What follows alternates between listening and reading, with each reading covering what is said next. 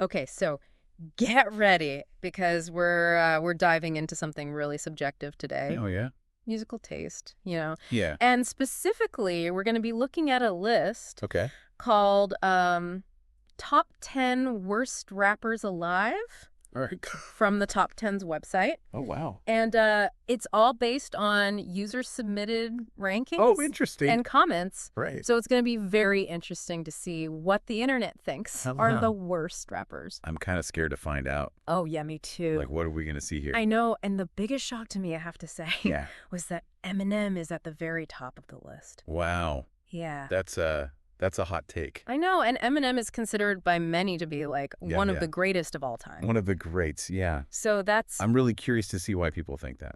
yeah, so obviously we have a very wide range of opinions here. Definitely. We're not here to say who is the worst rapper. Right. That's That's not the goal. not the goal. But we are here to explore why certain rappers get Yeah. such strong reactions from Oh, people. Art is subjective, right? Yeah. And music especially. Right. And I think rap even more so because it's so connected to, Yeah.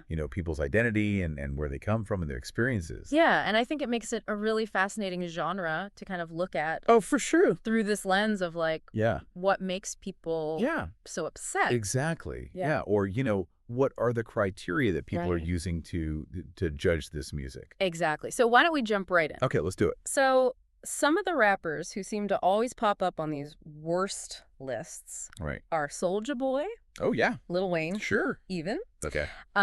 One commenter said that Soulja Boy was a commercial and fake rapper, and they even talked about Wow. how when they were in elementary school, their classmates would blast Crank That Oh. on repeat. That's That's a rough memory. I know, it's pretty funny. Yeah.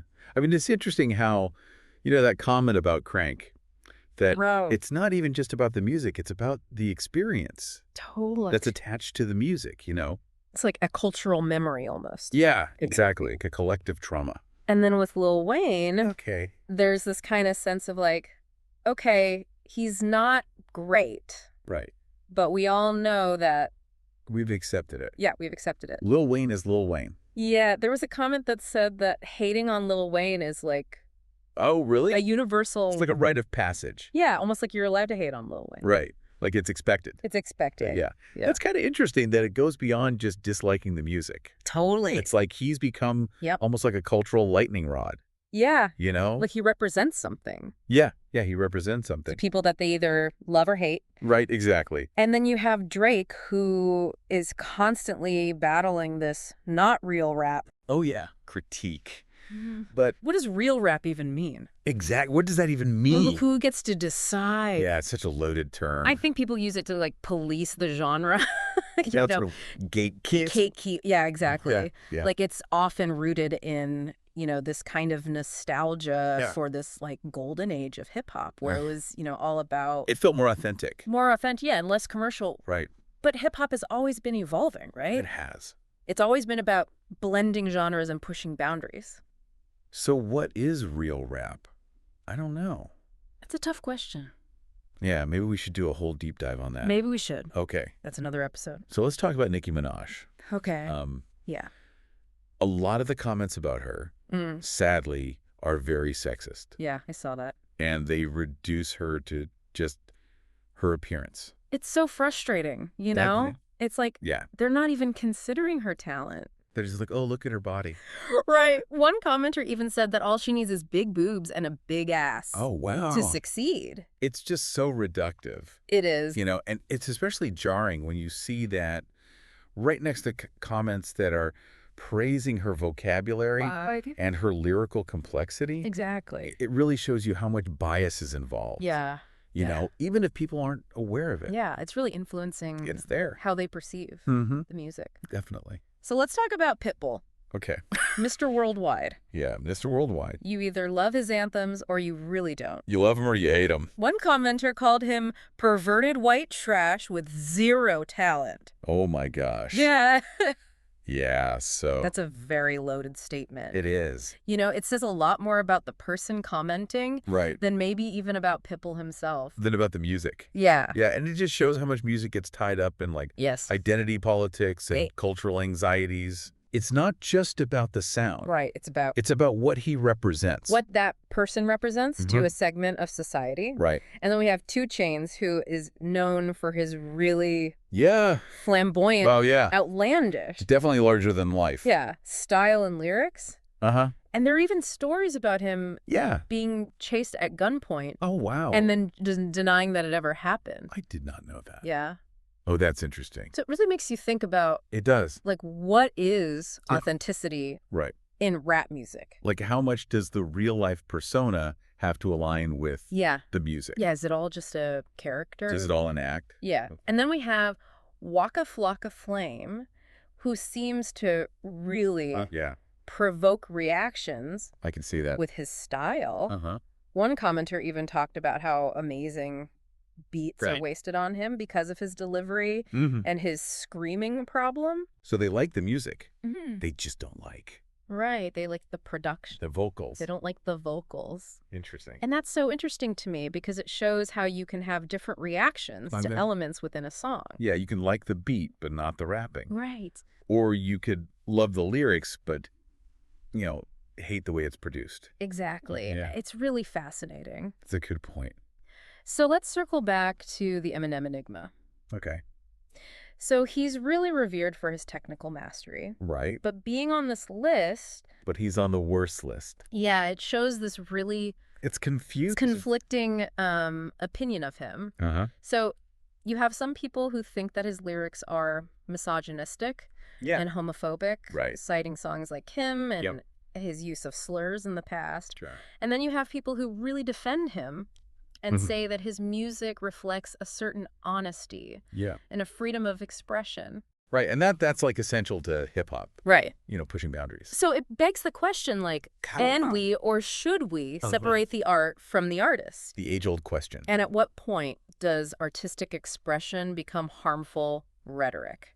Right. It's a really tough question. It's a really tough question. And I don't think there are any easy answers. No. So we've barely even scratched the surface of this list. We haven't. But it's already so clear that it's so much more than just these names. It's like a portal into this. It's a window into hip-hop, definitely. And all the different ways that people react to it. And how it's evolving. Yeah. And, the internal tensions Yes. within the genre. It's fascinating. It is, yeah. Okay, so we're back, and we are still digging through this Worst Rappers Alive list. We are deep in it. I know, it's like a gold mine of musical grievances. Oh, it is. It's more than just grievances, though, right? Oh, yeah. It's like a window into internet culture. Totally. You see the humor. Yes. Hyperbole, the brutal honesty. And some moments of real insight. Yeah, surprisingly. That you wouldn't really see anywhere else. I know. You mentioned humor. I did. There is so much humor in these comments. It's like everyone's a comedian and a music critic. Everyone's got jokes. I saw one that said a rapper's voice was like nails on a chalkboard. Oh, yeah. That's also on fire. That's rough. And another one said that listening to a track was like having their ears slowly lobotomized. Oh, my. Yeah. It's so interesting how people describe It is. visceral reactions to music, Yeah. It's like a physical thing. Right. It's pain. Almost, yeah, like Yeah. you're actually feeling it. And it's so funny because you really get a sense of the commenter's personality. Oh, yeah. Like one person said a rapper sounded like a dying walrus trying to rap Shakespeare. Oh, wow. You immediately get a sense of who they are. Yes. Just from that one sentence. Their age, their sense of humor. Totally. Everything. And those little comments can actually tell us a lot You can. about how language is evolving, Yes. about the role of humor in online spaces, Right. and, even about generational differences Oh, yeah. in how people perceive music. Because there's definitely a generational divide For sure. when it comes to music. Oh, yeah. And it's interesting because you can find yourself agreeing with someone who has completely different tastes than you. Just because they articulate a point Totally. that you felt but couldn't put into words. Exactly. Yeah. Like, yes, you get it. Yeah, like that's exactly how I feel about. I've been trying to say that for years. Had that annoying vocal tick Thank you. or that weird Someone finally said it. production choice. Yeah. It's like you bond over shared It is. pet peeves. It's got a bonding experience. Yeah. Even if you would never listen to the same music Right. in your daily life. And one thing that struck me about this list Yeah. is how diverse it is It is. in terms of the artists. Yeah, there are some big names. There are some big names, but there's also a lot of people. Yeah, there are a lot of underground regional favorites. One-hit wonders. One-hit wonders. Like people you've never even heard of. Yeah, people I've never even heard of. I think it shows how the internet has democratized music. It has. You know. In a way. For better or for worse. Right. Anyone can put their music out there. Anyone. And potentially reach a global audience. Yeah. But that also means you're open to all this criticism from everywhere. We're everywhere. Yeah, it's a double-edged sword. It is. It's a constant battle for attention. Right. You know, to stand out. To be relevant. To be relevant. Yeah. And, you know, that's especially interesting when you consider the generational divide. The music that we grow up with holds such a special place. It does. In our hearts. And sometimes it's hard to embrace the new stuff. It is, because it's like, get off my lawn. Get off my lawn. Musically, I want that comfort food. I want what I know. Yeah, I want what I know. But, you know, sometimes it's good to try new things, to expand your palette musically. So that rapper that you cringe at today, maybe they'll be the next. Maybe it'll be a classic in 20 years. It all comes down to perspective. It does, yeah. But there's one thing I wanted to touch on. Okay. Which is this accusation of fakeness. Oh, yeah. That comes up a lot. The authenticity debate. Yeah, what does it even mean? Right, like what does it even mean to be authentic? To be authentic in hip-hop. Especially in a genre. Yeah, that's all about storytelling. Yeah, storytelling bravado. Yeah, and just like... artistic license, you know? Creative expression. Yeah. So we talked about Rick Ross. Right. And the whole controversy about his past as a correctional officer. Right. And how that kind of clashes with... yeah, with his image. His image. Right. And then you have Vanilla Ice. Oh, yeah. Who a lot of people see as like the ultimate... poster child. Yeah, for inauthenticity. Yeah, like appropriating black culture. Right. For commercial gain. Right. Yeah. And then there's Gucci Mane. Oh, Gucci Mane, yeah. Whose criminal past is very well documented. It is. And it kind of becomes part of his... yes, part of his narrative. Yeah, part of his narrative. And I think some people see that as... intriguing. Yeah, intriguing. And other people see it as like... glorifying a lifestyle. Yeah, glorifying. Maybe shouldn't be glorified. So it really begs the question... should we separate the art from the artist? Yeah, separate the art. Do we judge the music just on the music? Yeah. Or do we factor in their personal life? Yeah. Yeah. Their character? Their past. I mean, it's a debate that's been going on forever. Yeah. I don't think. There's no easy answer. Here's an easy answer. Right. Do we boycott Wagner? Exactly. Because he was anti-Semitic. Or do we still appreciate the beauty of his operas? The art. Yeah. And in hip-hop. Right. Where the lines are so blurred. The lines are so blurred. Between the artist and the persona. It just makes it even harder. So much harder. Yeah. So this has been an amazing conversation. It has. But we've only just begun to scratch the surface. We've only just begun. Of this whole... all of worst rappers. Right. And how it reflects on hip-hop as a whole. Exactly. So in the next part, we're going to delve even deeper. We're going deeper. Into how these lists can impact careers. Right. And maybe even shape... the future. The future of the genre. The future of hip. So stay tuned. All right. So we've gone through this whole list of worst rappers. We have. Laughed at some of the comments. Yeah, definitely. And we've even thought about what it means to be authentic in hip-hop. Authenticity. But do these worst rapper lists actually, like, have any weight?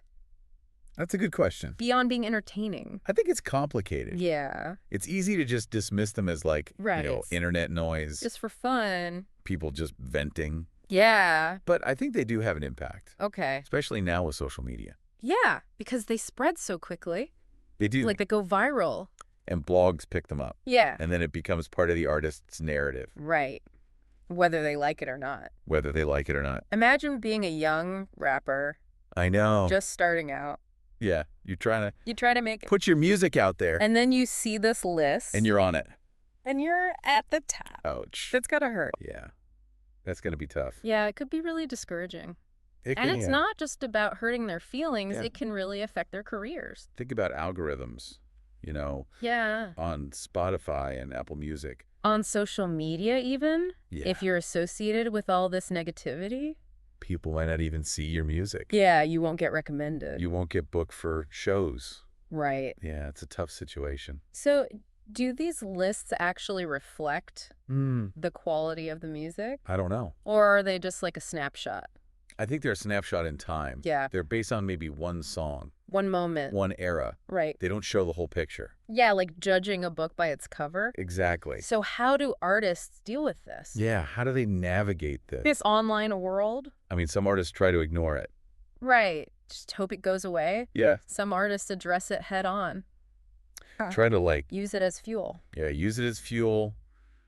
Prove everyone wrong. Yeah. Some people use humor. Yeah. I've seen some rappers just embrace it. Oh, yeah. Own it. Yeah. Own it. Turn it into a meme. Make it part of their brand. Yeah. It's pretty smart. It is pretty smart. It takes away the power. It does. When you just own it. Okay. So beyond the impact on individual artists. Right. What about hip-hop as a whole? Yeah. How do these lists affect the culture? Are they ultimately bad? Do they make artists afraid to experiment?